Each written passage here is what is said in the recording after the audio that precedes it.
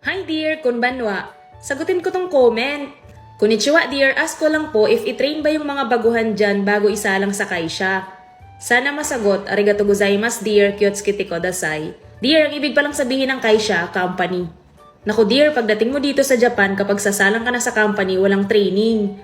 Nagulat nga rin ako akala ko may training pero sa unang araw ko sa company, yun na pala yun. Magpo-production ka na, mag-actual ka na. Hindi dito uso yung magte-training ka pa ng 2 weeks, ganun, kagaya sa Pilipinas. Ang trabaho ko kasi sa Pilipinas dati, electronics. Tapos kapag bago ka sa company, bago ka sumalang sa production, may training muna na 2 weeks. Kailangan certified ka dun sa process.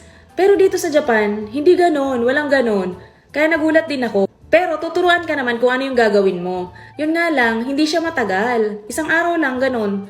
Tapos as time goes by, tuturuan ka ng tuturuan. Habang nagtatrabaho ka na, habang nagpo-production ka na,